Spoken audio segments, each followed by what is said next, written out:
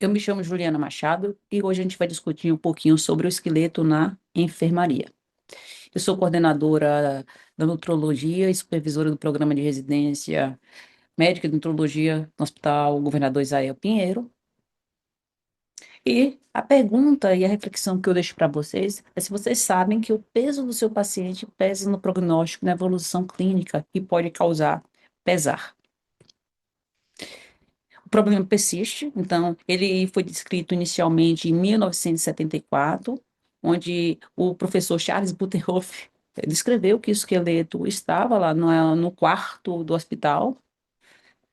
Foi um grande choque, e mais de 50 anos depois, esse esqueleto continua a habitar os hospitais de todo o mundo. É um problema crônico e, às vezes, né, não percebido.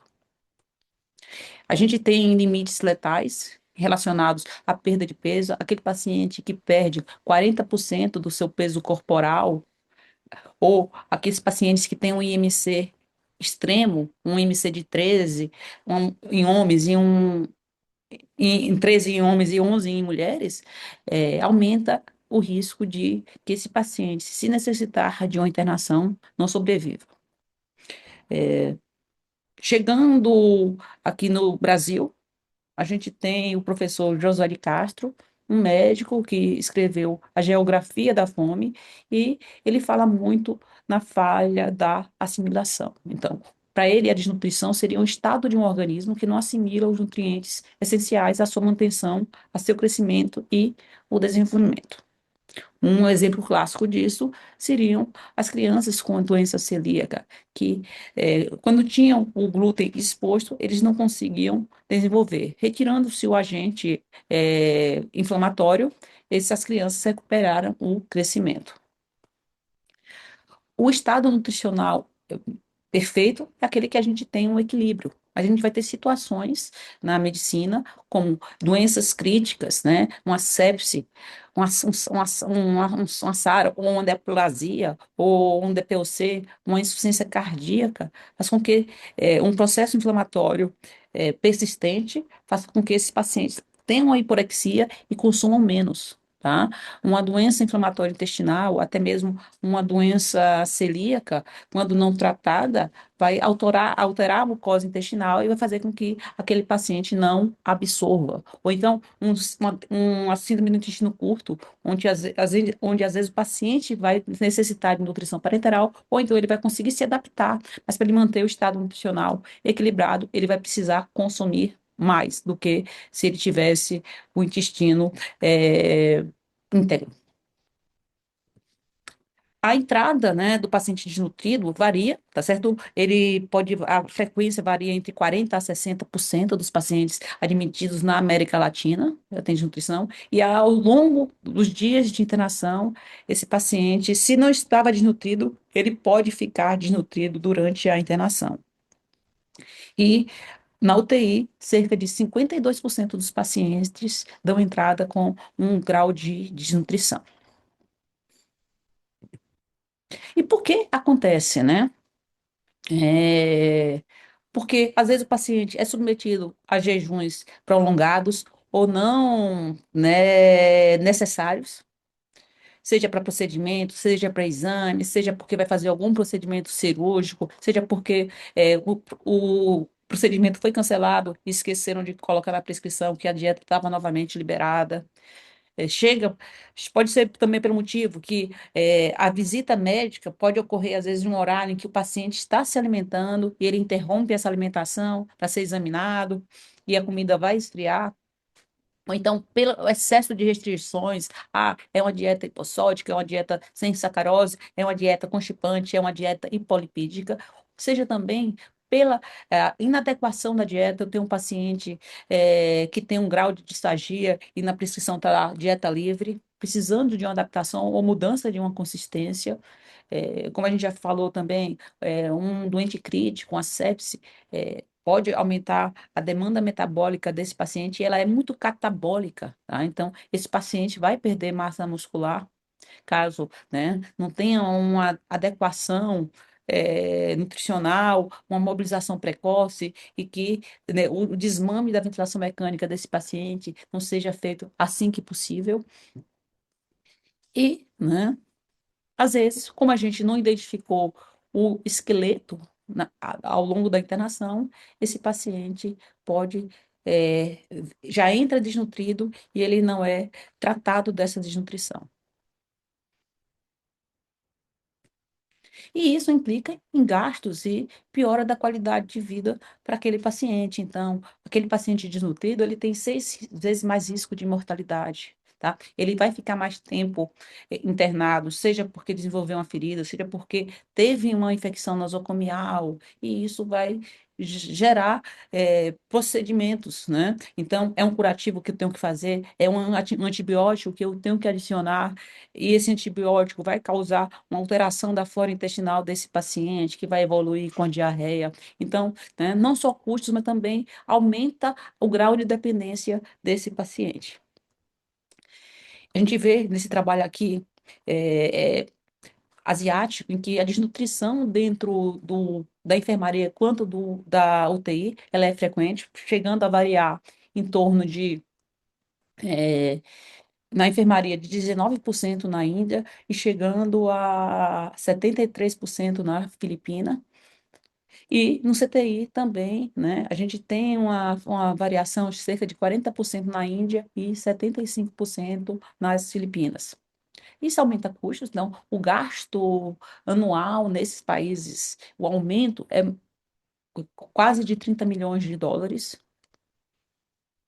né? Então, né, aumentando, né, um gasto significativo na saúde pública desses países. E isso, né, justifica-se pelo aumento, né, do tempo de internação, tanto no CTI quanto na enfermaria desses pacientes. E um outro problema é que esses pacientes, né, eles são entregues de volta para a sociedade mais disfuncionais. E isso pode ou não, segundo alguns autores, acelerar a readmissão desses pacientes. Quando a gente fala, né, o que é a desnutrição, a gente pode colocar desordens nutricionais, como é que o ESPEN fala, a gente tem uma desnutrição que pode estar, né, sendo guarda-chuva de uma falta de nutrientes, né, pela fome, uma caquexia relacionada a alguma doença, uma sarcopenia, uma perda de massa muscular e da força, e uma fragilidade relacionada à idade. A gente pode ter alterações de micronutrientes, seja uma deficiência de B3 levando a pelagra, e um excesso de alimentação levando a um sobrepeso e uma obesidade. É, por Josué de Castro, tá? Eu posso colocar que a desnutrição pode englobar tudo isso, ou pode ser por uma deficiência de consumo alimentar, ou por alguma doença que está dificultando a absorção, ou pode ser por um excesso de oferta de alimentação. Então, a desnutrição, de acordo com Josué de Castro, poderia abordar tudo, e a undernutrition, a subnutrição. Tá? Então, a desnutrição ou subnutrição pode ser por déficit de ingestão, de absorção, tanto de energia quanto de proteína, e geralmente a gente consegue reverter se a gente dá a terapia nutricional adequada para aquele paciente, né? A sarcopenia, ela pode acontecer com o envelhecimento, a gente perde massa muscular após os 35, 40 anos, né? Uma maneira de se prevenir é a distribuição de proteína e de exercício resistido, tá? Essa sarcopenia, ela pode ser secundária a uma internação em CTI. 10 dias de internação em um CTI pode representar uma perda de 20% da massa muscular, o que equivale a um envelhecimento de 30 anos, ou seja, de 35 aos 65 anos, tá? E a caquexia, né? A gente tem uma perda relacionada há um processo de liberação de citocinas, né, como um paciente oncológico, um paciente com insuficiência cardíaca grave, terminal, um DTOC, tá? E nem sempre o suporte nutricional vai conseguir reverter esse quadro. Tá? Então, quando a gente faz um comparativo entre essas três situações, a gente vê que a inanição tem a falta do alimento, a caquexia tem uma doença de base crônica e a sarcopenia aguda, né? Um estresse agudo, tá? Ou muito tempo de imobilidade, a perda de massa muscular vai ser muito mais aparente, né? Na caquexia e na sarcopenia aguda, e na sarcopenia aguda ela é muito mais acelerada, tá? A gente vai ter muita inflamação na caquexia e na sarcopenia aguda relacionada ao estresse, às citocinas inflamatórias, tá? E a caquexia, nem sempre a gente vai conseguir reverter, ainda mais quando ela for uma caquexia refratária, tá? E na sarcopenia aguda, aquele paciente que vai precisar ser reabilitado né, pós-estadia do CTI, precisa de terapia nutricional adequada e mobilização associada, tá? Então, a gente vai ter alguns fatores, né? Então, quando a gente vai, chega na África, a gente tem crianças desnutridas por falta de alimento ou por mudança na qualidade da alimentação. Então, quando a gente fala de um coxacol, que é a doença do segundo filho, quando a mãe para de amamentar esse primeiro filho e começa a amamentar o segundo, o filho que nasceu mais novo, o caçula, né? Essa criança mais velha passa a ter déficit proteico e começa a apresentar edema e lesões dermatológicas. Muito parecido também, né, com um paciente que entra no CTI pela hipovolemia na resposta, né, da inflamação, esse paciente começa a ter anasarcas. A caquexia, né? A gente vai, ao longo dos atendimentos também, a gente vai se debater, tá? Então, a gente vai perceber uma perda de massa muscular. Então, a gente tem critérios, né, de um paciente com caquexia, tá? No câncer, uma perda maior que 5% do peso, ou 2% se o MC for menor que 20, pode classificá-lo como uma caquexia. Tá? O índice de massa muscular apendicular também pode ajudar no diagnóstico e na insuficiência cardíaca, uma caquexia cardíaca é aquela em que o paciente perde 6% do seu peso corporal. E, ah, é, um paciente obeso, ele entra no hospital. Ah, não preciso me preocupar porque ele está perdendo peso. Ele tem muita reserva. Não é bem assim. A gente tem pacientes com obesidade que têm algumas doenças, como diabetes, doença pulmonar, tá? Esses pacientes podem ter uma mioesteatose, e isso, uma redução de massa muscular, que vão colocar eles como um paciente com obesidade sarcopênica, que também vai afetar o prognóstico clínico durante a internação ou a resposta ao tratamento que esse paciente precisa ser submetido. Então, a gente vai ter pacientes marasmáticos, né, onde a gente vê um consumo bem importante ao exame físico. A gente vai ter um paciente eh, eh, anasarcado, tá certo? Com déficit de albumina, tá? No coxacó, tá? Então, com quedas de cabelo, então, isso tudo está relacionado a uma desnutrição, seja proteica, seja por micronutrientes.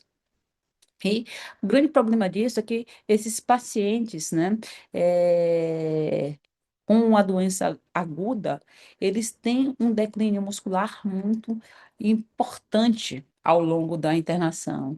E isso faz com que, às vezes, a gente não entregue sobreviventes, a gente entregue vítimas para a sociedade.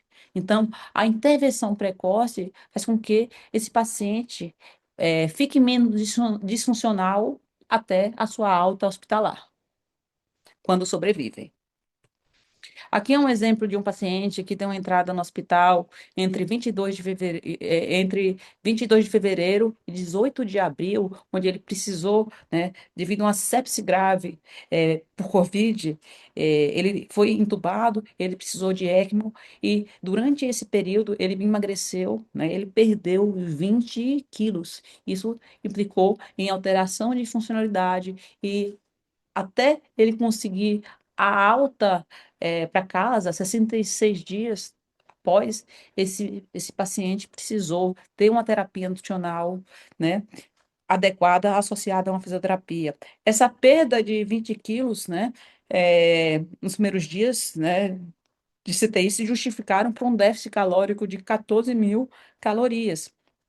Porque o paciente, a gente não conseguiu entregar o que ele necessitava. Era um paciente que instabilizou, era um paciente que tinha distúrbios eletrolíticos, que não tolerava o que era oferecido, né? Ele não conseguia, metabolizar o alimento que ele necessitava naquela ocasião. Então, tivemos que ir mais devagar. E, à medida que ele melhorou clinicamente, que a gente conseguiu entregar e ele metabolizar, né, a alimentação, esse paciente conseguiu se reabilitar. Fraqueza, mais perda muscular e mais complicações. Atenção! Chamem a Liga de Combate ao Esqueleto. Então, quem será que pode nos ajudar a combater a desnutrição? Né? Aí eu brinco aqui que a gente tem a Liga, né, de Combate à Desnutrição. Quando a gente faz o BLS, né, o ACLS, a gente verifica se o paciente está com frequência cardíaca, se o paciente está respirando e a gente chama ajuda. Então, quando a gente identificar o esqueleto, a gente tem que chamar ajuda. E como é que a gente, né, chama essa Liga de Combate à Desnutrição e como é que ela atua no hospital? A gente tem a triagem nutricional, a gente tem o GLIM, que é uma ferramenta universal para diagnóstico de nutrição, e mediante a identificação desse paciente, a gente tem como propor para esse paciente uma adequação da via oral, quando necessário, uma suplementação oral. Se a suplementação oral for insuficiente, a terapia nutricional interal, e quando a gente vê uma contraindicação, ou a gente não estiver conseguindo é, progredir a dieta interal, a nutrição parenteral e a mobilização precoce desses pacientes. Então, quando é que a gente faz a triagem nutricional? Geralmente, cerca de 24 a 48 horas da admissão. E quem é que deve ser triado? Todos os pacientes que são admitidos. A gente tem ferramentas, tá? Validadas, a gente tem o MUST, tem o NRS 2002, a gente tem ferramentas específicas para idosos. E o objetivo é, avaliou, tem risco, tá? O avançar significa o quê? Significa confirmar o diagnóstico se esse paciente é desnutrido. Hoje a gente tem o GLIM, que é uma ferramenta que vai dar o diagnóstico de desnutrição, tá certo? Pode ser mediante o exame físico do paciente, a antropometria desse paciente, e tendo o diagnóstico de nutrição, o risco nutricional, vai se instituir um plano de cuidado para esse paciente. Então, triou, tá. Então, a gente pergunta, às vezes, o paciente perdeu peso, o paciente reduziu o consumo alimentar, né? É, tem alguma doença que pode contribuir ou acelerar essa perda de peso? Um câncer? Vai ser submetido a uma cirurgia? Está internado no CTI? Então, isso implementado vai ser aplicado em todos os pacientes, né? Nos primeiros 24 horas, 48 horas, e pode qualquer membro da equipe aplicar. Então, detectamos que esse paciente é desnutrido ou tem risco nutricional. A gente vai identificar e reconhecer quem se beneficia com suporte nutricional e qual o tipo de suporte nutricional esse paciente necessita. E isso vai fazer com que o paciente melhore clinicamente, tenha menos risco de complicações e acelere o processo de alta, e isso deve ser orientado também para casa. Então, é, geralmente, as ferramentas mais validadas são o MUST, o NRS 2002, o MNA e o SNAC, tá? São rápidos, né? Alguns são criados especificamente para o público idoso. No hospital aqui do Ipseng, a gente usa, né, o NRS 2002 e a minha avaliação nutricional do idoso, né, a mais curta.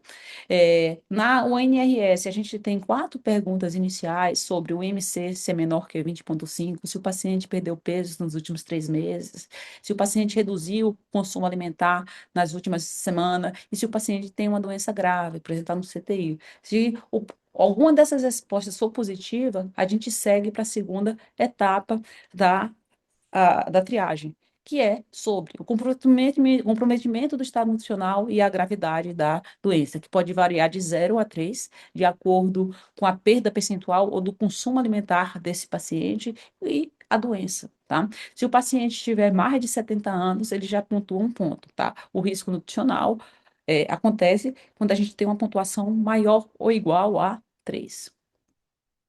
E por que é importante, né, a gente triar e acompanhar o paciente idoso, né? Porque a desnutrição no idoso, ela é multifatorial, tá? Ele toma muito medicação que pode alterar a o paladar do paciente, tem alterações de papila, eles têm um esvaziamento gástrico mais lento, então eles ficam mais saciados, tá? Às vezes, né, eles, né, têm a síndrome do ninho vazio, eles são tão sozinhos e às vezes eles não querem fazer comida só para eles, tá? Às vezes ele tem uma doença periodontal, né, que vai ter processos inflamatórios crônicos, e isso vai liberar citocinas, que vai fazer com que esse paciente também tenha alteração do consumo alimentar, eles podem perder tanto massa muscular estriada, como também, né, da deglutição, levando a uma disfagia. Tá? Então, a consistência da dieta é inadequada e, né, o nível cognitivo desses pacientes, tá certo? Então, né, quando a gente pega esse artigo aqui do New England, a gente tem, né, mecanismos centrais, a gente tem comprometimentos físicos e mentais e tem fatores sociais e institucionais, tá? Entre os centrais, a gente tem a baixa ingestão, requisitos elevados, seja uma inflamação ou um hipermetabolismo, a redução da biodisponibilidade, tá? Comprimentos físico-mentais, disfagia, problemas de mastigação, depressão, declínio cognitivo, dor, polifarmácia e fatores sociais, pobreza, isolamento social, solidão, a qualidade das refeições, falta de assistência.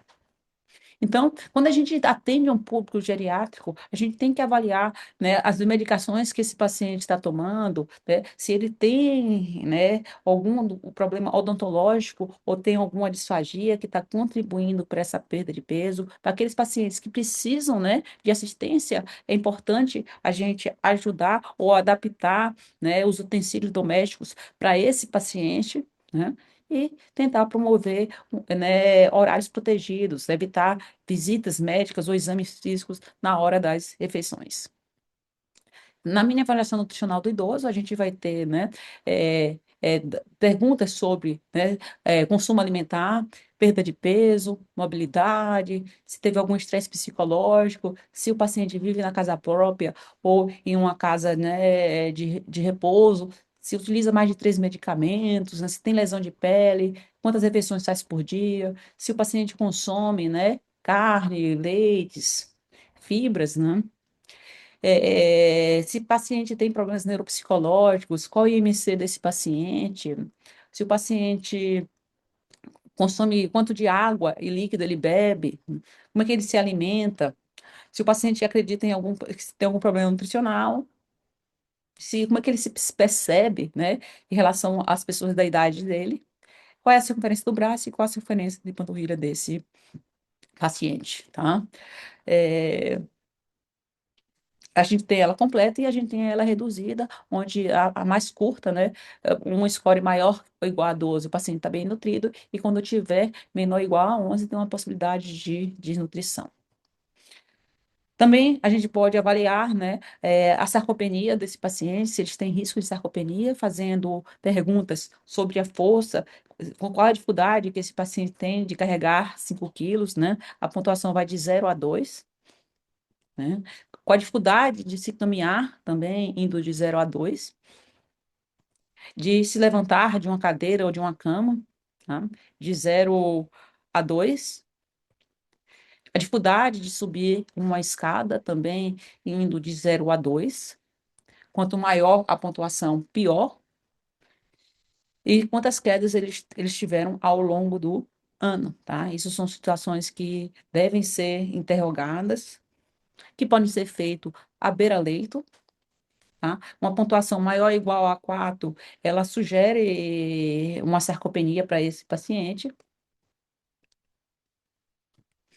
E se a gente quiser melhorar, né, a especificidade e sensibilidade, a gente acrescenta a circunferência da panturrilha, onde uma circunferência menor que 33 para mulheres, menor ou igual a 34, faz com que esse paciente tenha um risco ou uma sugestão de redução de massa muscular. E uma pontuação maior do que 11 sugere sarcopenia. Tá? E quando é que a gente deve fazer isso, né? Quando é que a gente deve pesar o paciente, tá? e esse paciente, geralmente na admissão, e repetir essa reavaliação semanalmente. Como que a gente falou antes, ao longo da internação, esse paciente pode desnutrir. Ele vai desnutrir. Tá? Então, quando a gente faz a triagem, quando a gente examina esse paciente, a gente vai tentar reconhecer se o paciente é um desnutrido agudo ou crônico, né? Qual a terapia nutricional que ele se beneficia, né? Qual é a via, qual é o tipo, quantas calorias, quando, né? Se o paciente, né, tem um risco, tá? Antes que ele vire desnutrido, intervir antes, sem risco, né, adequação dietética e retriar esse paciente. Tá? Quando? Admissão e durante a nossa anamnese, o nosso checklist, quando a gente vai fazer o atendimento inicial desse paciente, e todo dia perguntar se esse paciente está se alimentando, como é que ele está, pesar uma vez por semana esse paciente. E dentre as armas que a gente tem de diagnóstico de nutrição, hoje o que tem se falado muito é o GLIM, é uma proposta de diagnóstico, reconhecimento universal da nutrição, tá? Então, apoiada por sociedades americanas, europeias, latino-americanas. É uma linguagem fácil, onde a gente vai ter um fator fenotípico e um fator etiológico. A gravidade dessa desnutrição vai ser dada baseada no fator fenotípico. Então, eu preciso ter um critério fenotípico e um critério etiológico. Tá? Seja perda de peso, seja IMC baixo, seja uma massa muscular reduzida, seja uma doença que está alterando o consumo alimentar, ou que o paciente tem uma desabsorção, ou seja, um paciente que está em um CTI ou com uma doença grave inflamatória. Tá? Então, entre os critérios fenotípicos, a gente tem uma perda de peso maior que 5% em 6 meses, ou uma perda maior que 10% em 6 meses. Essa perda, né, vai classificar o paciente com desnutrido grave, né, vai dar a gravidade, tá? O IMC do paciente é de acordo com a idade e a avaliação de massa muscular. Em relação ao consumo alimentar, né, menos de 50% da necessidade por mais de uma semana, ou qualquer redução por mais de 2 semanas, tá? E descobriu porque o motivo disso é porque o paciente está tendo uma diarreia, o paciente tem uma disfagia, o paciente está vomitando, né? E se tem algum quadro clínico que pode, né, acelerar ou catabolizar esse paciente. Em relação à avaliação de massa muscular, o que os autores do GLIM sugerem que a gente avalie por BIA, por DEXA, pela tomografia, a nível de L3 ou por ultrassom, um acompanhamento longitudinal. E caso eu não tenha esses recursos, eu posso sim utilizar medidas clínicas padrão, como antropometria, pesar esse paciente, avaliar a circunferência da panturrilha, do braço, ou até mesmo o exame físico. A gente tem pontos de corte, tá? É, Vou aqui citar o mais simples, que é a circunferência da panturrilha para homens 33 e mulheres 32. Lembrando que pacientes com obesidade ou sobrepeso precisam ter essa circunferência da panturrilha corrigida. Então, paciente com sobrepeso tem que reduzir 3 pontos, e um paciente com MC entre 30 e 40, 7 pontos. Tá? Então, esse paciente é admitido, ele é triado, tem risco, esse paciente precisa fazer uma avaliação nutricional. O plano nutroterápico ou dietoterápico tem que ser feito para esse paciente, tá? E esse paciente tem que ser acompanhado ao longo da internação para saber como é que ele está evoluindo, né? Se esse paciente está evoluindo nutricionalmente bem ou se ele está desnutrindo para ter a necessidade de talvez modificar a terapia nutricional desse paciente. Tá? E indo de alta uma vez, esse paciente, na maioria das vezes, vai precisar ainda da abordagem nutricional, né? Na alta. Alguns autores sugerem que aquele paciente idoso receba alta, ainda recebendo cerca, né, de suplementos, com que forneçam cerca de 300 calorias e 40 gramas de proteína.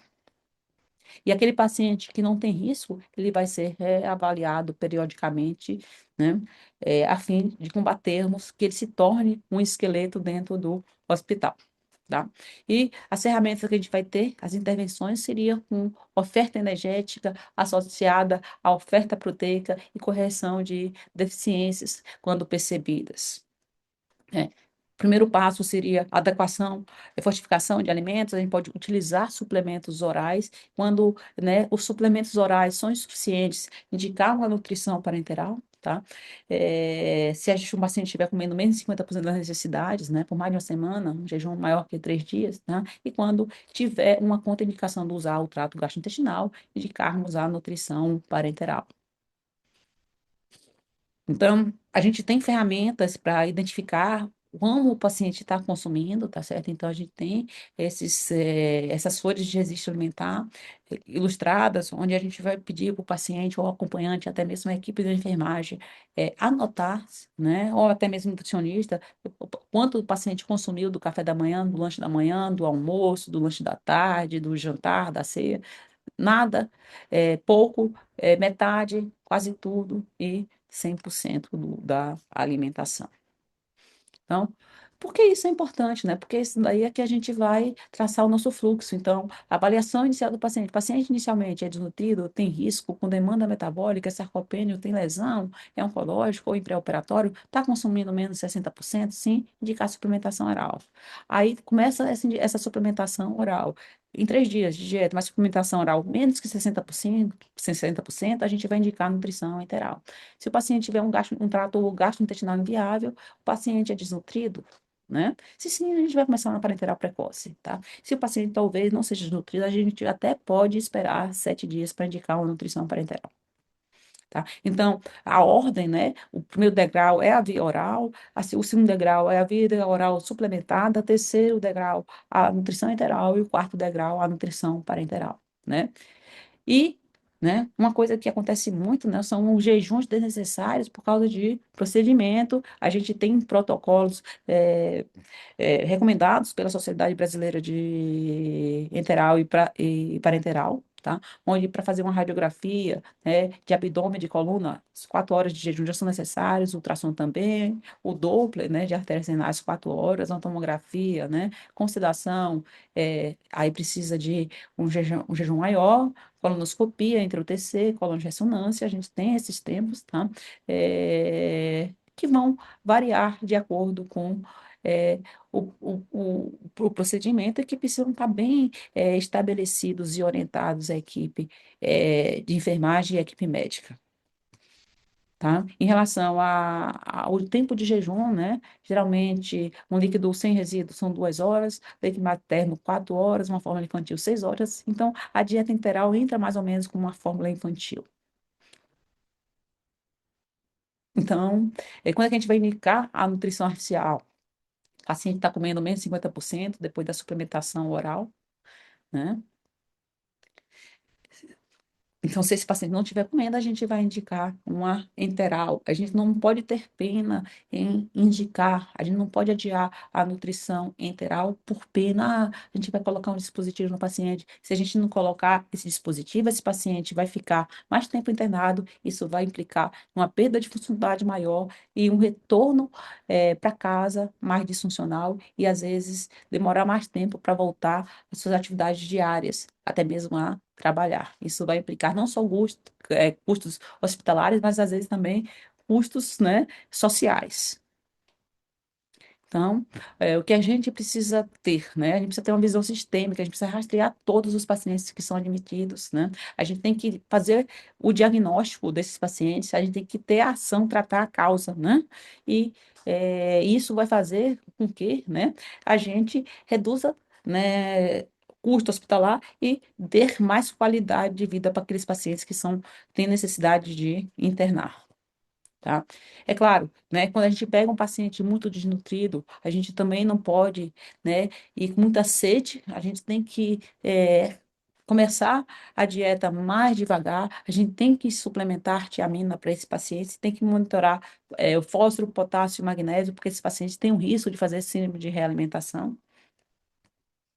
E, né, quase finalizando, né? A gente tem um artigo publicado que foi uma campanha idealizada, né, pela Sociedade Brasileira de Enteral e Parenteral, com o Diogo Toledo, né, onde a gente tem os 11 passos importantes para combater a desnutrição. Entre eles determinar o risco e realização de avaliação nutricional, estabelecer as necessidades calóricas e proteicas, saiba a perda do peso e acompanhe o peso a cada 7 dias, não negligenciar o jejum, utilizar métodos que para avaliar e acompanhar a adequação nutricional ingerida versus estimada. Então, é importante, quando um paciente está em dieta integral, anotar no prontuário quanto esse paciente recebeu, né, para a gente calcular, né, fazer a quantificação naquela folhinha de quanto o paciente está consumindo, é, avaliar a massa e função muscular, reabilite e imobilize precocemente, implemente pelo menos 2 indicadores de qualidade, né? Então, pode ser a triagem, o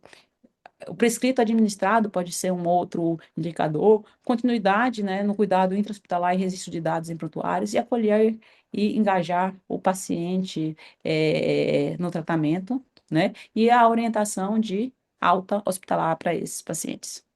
Então, né, para a gente fechar a porta para que o, o esqueleto não entre no hospital, né, a desnutrição na enfermaria não é uma consequência inevitável, né, inevitável da doença, é uma condição patológica secundária, né, grave, diagnosticável e tratável. Então, o que a gente precisa? A gente precisa rastrear precocemente, universalmente, diagnosticar nativamente usando os critérios Lean, tratar com alvos individualizados e agressivos, tá? Porque isso não vai